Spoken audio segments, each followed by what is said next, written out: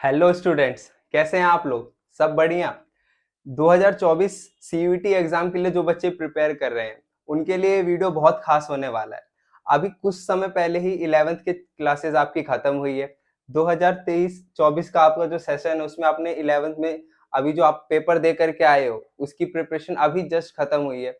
अब 12th का सफर है हमारे पास। बोर्ड्स के एग्जाम होंगे, सीयूईटी एग्जाम देना है, एंट्रेंस एग्जाम देना है। फिर कुछ बच्चे नीट और जेई को भी टारगेट कर रहे होंगे। बहुत सारा आपके पास इस साल काम होने वाला है। खैर, धीरे धीरे स्टार्ट करते हैं। आज की जो वीडियो है हम उसमें हमारा मेन टॉपिक रहेगा कि 2024 में जो बच्चे सीयूईटी देने वाले हैं किस तरीके से वो अप्रोच करें एग्जाम की तरफ, क्या क्या चीजें हैं जो उनको ध्यान में रखना है स्टार्टिंग से, फ्रॉम जीरो, ताकि वो सीयूईटी 2024 में बहुत अच्छा कर सके। तो देखो, सबसे पहली जो चीज आती है वो अप्रोच ही होती है। अप्रोच, किस तरीके से आप अप्रोच करोगे। अभी तक जितने भी आपने पेपर दिए हैं उसमें टाइमिंग एक मेजर 3 आवर होते थे, एक सब्जेक्ट होता था। अब 3 घंटे में आपके 3 सब्जेक्ट आप पेपर दे रहे होगे 3 घंटे में। पहले 3 घंटे का पूरा टाइम मिलता था, अब एक सब्जेक्ट को करने के लिए आपको सिर्फ 45 मिनट मिलेंगे। सारे एमसीक्यूज होंगे, नेगेटिव मार्किंग होगी, बहुत सारी चीजें। तो सबसे इंपॉर्टेंट चीज ऐसे में ये हो जाती है कि आपका माइंडसेट, आपको शुरू से आदत डालनी पड़ेगी आपकी प्रैक्टिस के जरिए कि किस, आपको अपने आप को समझाना पड़ेगा ये कि यार इस बार एग्जाम अलग है, उस हिसाब से पेपर पैटर्न को फॉलो करना है। अप्रोच चेंज करना सबसे ज्यादा जरूरी हो जाता है। कैसे करेंगे? देखो, सबसे पहले इंपॉर्टेंट चीज आती है बेटा सिलेबस।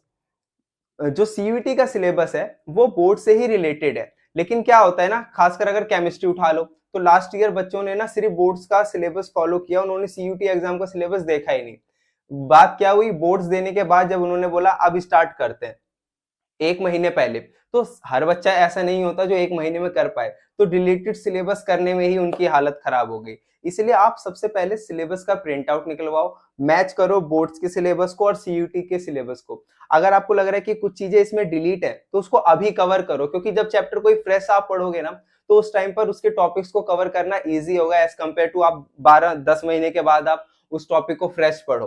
ठीक है, तो सबसे पहले आपको जो भी सिलेबस है उसका प्रिंट आउट निकलवाना है और अपने सामने रखना है और देख के उस हिसाब से आपकी स्टडी के लिए अप्रोच करना है। दूसरा, आप किसी एक चैप्टर को किस तरीके से प्रिपेयर करोगे। मान लो आप फिजिक्स में इलेक्ट्रिक चार्ज एंड फील्ड पढ़ रहे हो, फिर पोटेंशियल पढ़ रहे हो, तो किसी एक चैप्टर को किस माइंडसेट से कवर करना है। तो जो भी आपके इंस्टीट्यूट में, आपके ट्यूशन सेंटर में आपको लेक्चर दे रहे हैं, आपको बिल्कुल उसको फॉलो करना है, कोई दिक्कत नहीं है। या आप खुद से घर पे बैठ करके यूट्यूब वगैरह से पढ़ने वाले हैं तो आप बिल्कुल उस सीरीज को फॉलो करो जैसे आप करते आए हो अभी तक अपनी 10th 11th तक।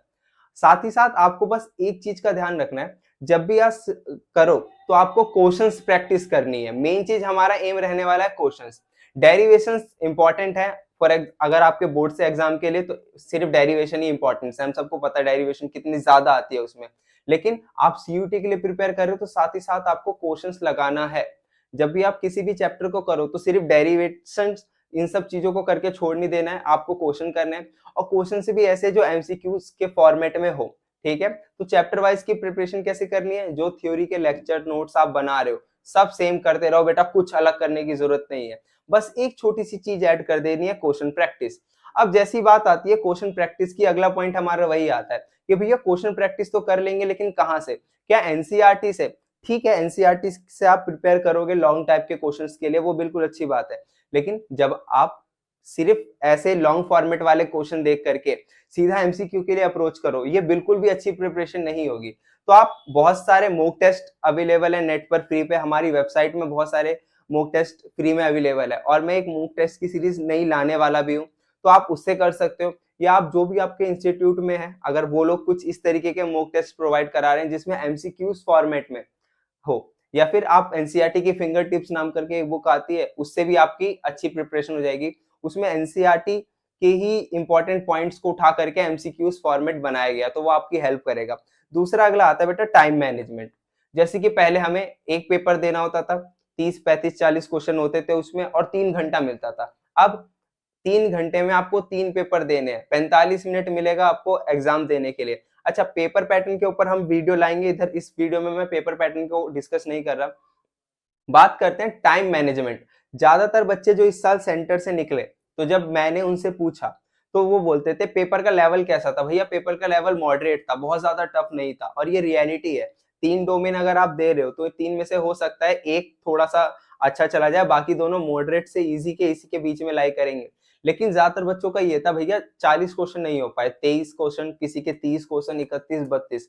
तो मेन क्या है, क्वेश्चन छूट रहे हैं, आते हुए भी क्वेश्चन छूट जाते हैं क्योंकि टाइम मैनेजमेंट नहीं होता। तो स्टार्टिंग से ही आप अलार्म क्लॉक लगाओ, जो भी क्लॉक लगा सकते हो आप, उस हिसाब से अपनी प्रिपरेशन करो कि 20 क्वेश्चन करने में आपकी कितनी स्पीड है, स्पीड के ऊपर आपको काम करना पड़ेगा। पेपर बहुत ज्यादा मतलब वैसा नहीं जाने वाला आपका कि नीट जेई लेवल का जाएगा, लेकिन टाइमिंग में आप मार खा सकते हो, इसलिए टाइमिंग के ऊपर आपको प्रैक्टिस करनी है। टाइम को किस तरीके से और अच्छा करा जा सकता है, इसके लिए मैं पहले वीडियो बना चुका हूं, तो आप उस वीडियो को देख सकते हैं। फिर एक और चीज, जो नई चीज आई है, अभी तक आप बोर्ड्स दे रहे हो, 10th का बोर्ड्स दिया होगा आपने, 11th का पेपर दिया होगा, वहां एक चीज आपको कभी नहीं मिली होगी, नेगेटिव मार्किंग। नेगेटिव मार्किंग यार बहुत सिंपल सा रूल होता है नेगेटिव मार्किंग को। अगर आपने कोई क्वेश्चन देखा और आपको लग रहा है 70% श्योर हूँ, 30% श्योर नहीं हूँ, तो आप उसके लिए जाओ।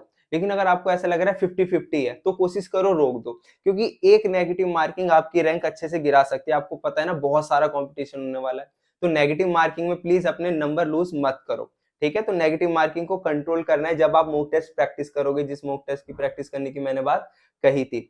उसके बाद आता है रिवीजन में। आपने पूरा तो सिलेबस कंप्लीट कर लिया, लेकिन वही है, फिर आप रिवाइज नहीं कर रहे हो।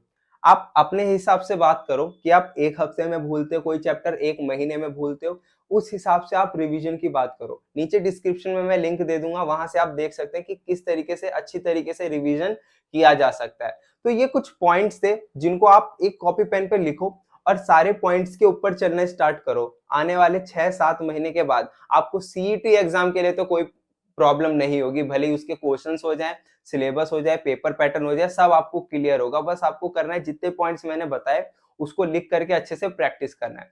और सीईटी एग्जाम से रिलेटेड हम बहुत सारी और भी जो बच्चों की क्वेरीज होती है उसको सॉल्व करने वाले हैं इस चैनल पर, तो प्लीज बने रहिए। और कोई अगर डाउट आता है आपको तो बताइए नीचे कमेंट सेक्शन में। तब तक के लिए थैंक यू।